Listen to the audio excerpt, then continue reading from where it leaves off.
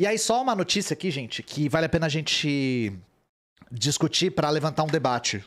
Vamos lá, economia. Mufato abre o primeiro supermercado autônomo sem atendimento humano no Paraná. Então vamos lá.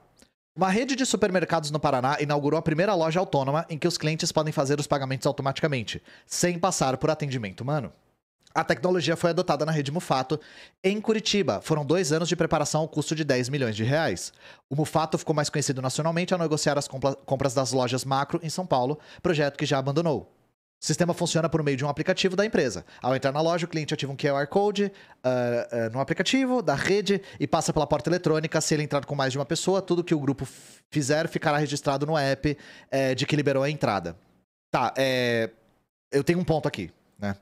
Eu já vi algumas pessoas falando sobre como marxistas são contra o avanço da tecnologia porque isso gera desemprego. Olha, eu vou falar uma coisa pra vocês. Eu não faço a menor ideia de qual manual liberal de economia tá propagando isso, mas isso não faz nem sentido, gente. Por que marxistas seriam contra o avanço da tecnologia? Porque isso gera desemprego. As pessoas acham que os comunistas querem girar a roda da história pra trás? Querem que a gente volte pro modo de produção feudal, assim, pra terra comunal do comunismo primitivo? Não, gente. Eu não sei qual manual e nem qual musical. Deve ser o Mises que fala isso, porque ele fala várias besteiras assim também. Não só a Renata Barreto fala isso, ela não é a única que eu já vi falando isso, mas ela fala, naquele podcast lá do Elias, ela fala isso. Inclusive, gente, um parênteses aqui. Tem uma coisa que a Renata Barreto fala naquele podcast, eu sei que ele foi um verdadeiro, assim, espetáculo de incompetência, e ficou até difícil de conseguir aferir todos os problemas do discurso dela. Só que tem uma coisa que ela fala que me pegou muito, sabe? E que eu ouvi que poucas pessoas comentaram sobre. Tem um momento que ela fala assim: inclusive eu já li o Capital e é um livro bem chato. Primeiro, aí o Elias fala, o Capital não é um livro, são 3, né? Só que a maneira como ela colocou é assim: eu li o Capital e é um livro bem chato. Primeiro, não leu. Se ela leu o Capital, eu sou uma Brastemp, né? Número 1. Mas número 2. Você lê economia política pra se divertir? Parece que ela tá falando de um romance, exato. Tipo, eu não vou ler economia política e falar assim, nossa, muito chato, tedioso. 0 de 10. Assim, é um negócio pueril, de verdade. Você não lê economia política pra se divertir, não é por entretenimento. Ou você acha que você vai deixar o Capital na sua cabeceira pra ler todos os dias antes de dormir pra pegar no sono melhor? Eu achei estranho que a galera não comentou a respeito dessa fala dela de falar achei o Capital chato. É uma crítica a uma coisa que ele nunca se propôs a ser. Mas aí, beleza. O próprio Elias responde isso quando a Renata Barreto fala isso no podcast. Tá, qual que é a perspectiva marxista? O avanço da tecnologia não é nem que ele é desejável, gente. Ele é inevitável. Então, falar que nós somos contra o avanço da tecnologia seria puro idealismo. Seria girar a roda da história pra trás. Isso sequer é possível. Não é possível. Só que a questão é, por que nós almejamos também o avanço da tecnologia? E por que os países socialistas investem tanto nisso? Porque a tecnologia é capaz de reduzir a nossa jornada de trabalho. Só que mediante as relações de produção socialistas. Então, no capitalismo, um supermercado autônomo, sem atendimento, gera desemprego. Porque isso aqui é feito para aumentar o acúmulo de capital. Isso aqui no socialismo seria feito para emancipar as pessoas do trabalho. Claro que isso aqui não é 100% autônomo porque precisa de pessoas para limpar, precisa de pessoas para fazer segurança, precisa de pessoas para repor as coisas e colocar os preços, precisa. Mas a questão é, nós lutamos pelo desenvolvimento da tecnologia porque, eu vou falar uma coisa para vocês, gente. Quem luta pela verdadeira liberdade do gênero humano são socialistas. Porque como que a gente vai falar em liberdade individual, sendo que nós trabalhamos a maior parte do tempo em que nós estamos acordados? Como você vai desenvolver as suas aptidões e vontades pessoais, sendo que você tem que existir para trabalhar e trabalhar para existir? Com relações de produção que sejam capazes de utilizar a tecnologia para reduzir a jornada de trabalho, aí sim nós teremos mais tempo para desenvolver nossas aptidões pessoais. Então, assim, não caiam nessa, e foi o que eu falei, eu não faço a menor ideia de onde surgiu isso, essa ideia de que os marxistas são contra o desenvolvimento da tecnologia, Porque se a tecnologia se desenvolver, isso gera desemprego. Isso é loucura, sabe? E foi o que eu falei. Não foi só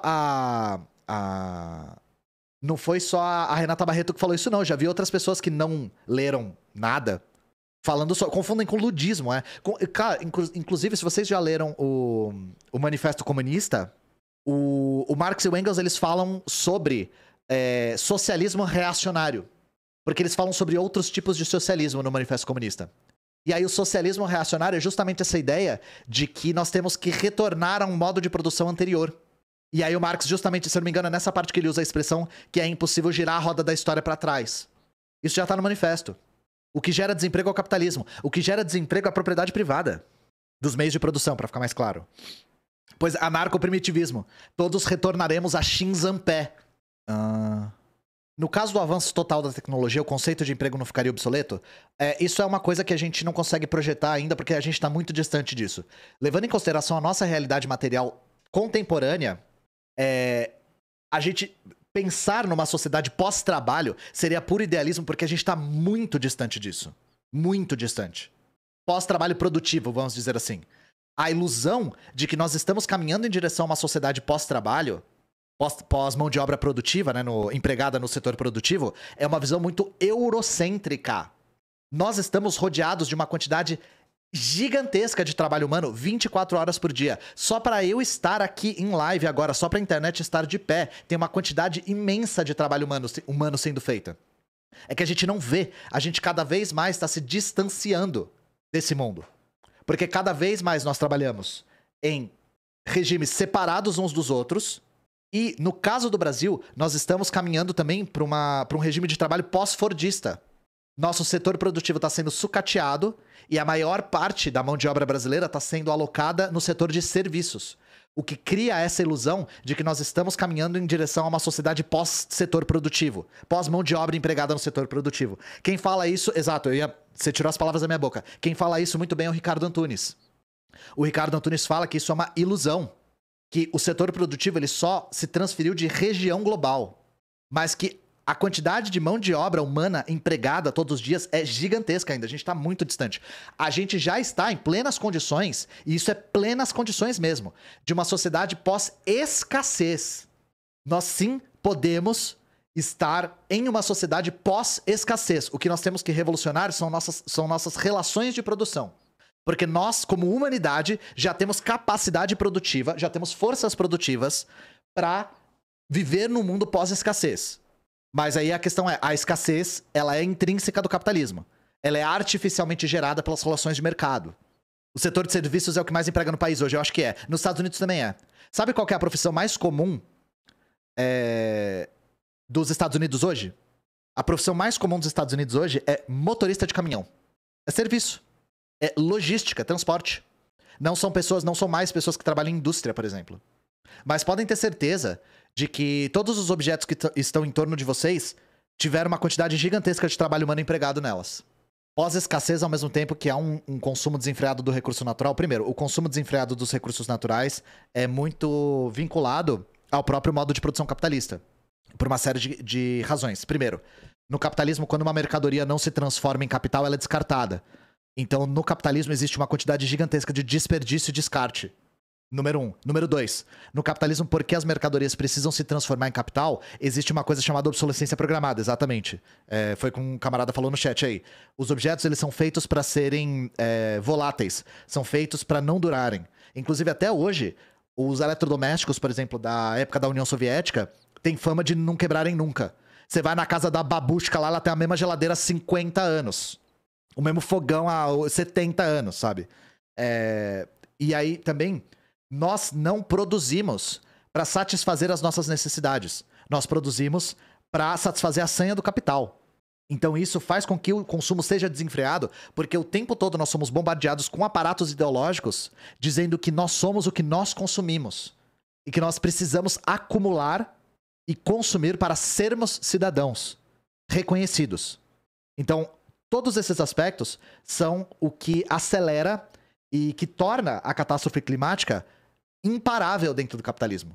Agora, em uma experiência socialista, isso quer dizer que A exploração predatória da natureza vai cessar do dia pra noite? De jeito nenhum. O que eu tô dizendo é que o socialismo nos dá condições de diminuir e até cessar a exploração predatória da natureza. No lugar do que o capitalismo não nos dá. Não nos dá. Há uma impossibilidade material de frear e de superar a exploração predatória que está acelerando a catástrofe climática dentro do modo de produção capitalista. Só o socialismo nos dá as ferramentas básicas para combater a catástrofe. E básicas mesmo. A Bebel tá falando de básica, não é mentira. Inclusive, eu faço um convite para vocês. Agora, porque nós temos a ilustre presença da Bebel na Soberana, nós temos agora no Discord uma aba de ecologia política. Então, se vocês quiserem conversar, debater, perguntar coisas sobre ecologia política, nós temos agora uma pessoa extremamente qualificada para conseguir orientar todo mundo lá e absorver todo o debate. Então, participem lá do nosso Discord e conheçam a nossa nova aba Ecologia Política. Né? Babushka é vovó em russo. Sabe aquela senhora russa com um lenço na cabeça carregando um tronco de árvore no ombro? Essa é a babushka, sabe? E aí você vai entrar na casa dela e você vai falar, babushka, tem algo pra beber? Ela vai falar, tem compote. Ela falou, mas não tem nenhuma Coca-Cola? Não, tem compote. Mas nem um Guaraná, compote. Você vai tomar compote. Já viram compote, gente? Quando você entra na casa da babushka, você vai tomar isso aqui, ó. Isso aqui você vai tomar na casa da babushka, tá? Não tem Coca, não tem Guaraná, tem compote. Que é tipo um jarro com um monte de fruta dentro. Eu acho um negócio meio esquisito. Ou vocês podem também, se for uma babushka mais ousada, pode ter kvass na casa dela. Deixa eu ver se tem o kvass aqui, ó. Sabe o que é kvass, gente? O kvass é interessante. Kvass é uma... Ó, não façam isso em casa, tá? Eu só vou falar pra vocês, não façam isso em casa. Kvass é uma bebida alcoólica feita de pão. Eles pegam pão queimado, colocam dentro de um pote, junto com uns bagulho lá, e deixam dentro da geladeira fermentando. E aí faz uma bebida alcoólica feita de pão queimado, escroto. E, assim, isso pode e às vezes explode, tá? Pode explodir e muitas vezes explode. Então não façam isso em casa, pelo amor de Deus, tá? Mas é isso, kvass, tá? Então pode ser compote, se você for maior de idade, kvass. Não façam isso, pelo amor de Deus. Vai explodir na geladeira de vocês, vocês vão fazer merda, tá? Olha que beleza que fica. É bebida alcoólica de pão. De pão molhado. É verdade, se você tem a geladeira soviética, a explosão do kvass não faz a menor diferença. A geladeira vai conter a explosão, assim, não vai acontecer absolutamente nada com a geladeira. Chega a manteiga, derrete. E aparentemente tem kvass, tá, kvass aqui. Industrializado. Kvass Como é que é? Monastirsky. Caralho, imagina kvass industrializado, deve ser uma delícia. É a geladeira do Indiana Jones, Mas é isso, gente. Eu queria trazer esse debate pra vocês a respeito de automação, etc. Se vocês quiserem ler o Marx falando sobre isso, ele fala sobre isso nos Grundrisse, que é o Marx futurista Cyberpunk 2077, assim. A minha geladeira tá com cheiro ruim porque eu fui tentar fazer kvass, né? Ó, música pra acompanhar o kvass aqui, ó. Quando o kvass ficar pronto, você vai descer pra sua pracinha na frente da sua Khrushchevka e vai ficar como? Isso aqui pra gente entrar no clima do kvass. E caso você seja menor de idade, é compote. Compote com blini vai ser o que tem na casa da babushka. Que ela vai fazer no fogão que tem 80 anos de idade dela, assim. Tripalosca significa 3 riscas. Eles estão falando da Adidas. Já viram aqueles eslavos com a roupa de Adidas da cabeça até o pé? Então eles estão falando disso. É o cara vestido de Adidas, de casaco, boné, tênis e calça, assim. Tique-brique.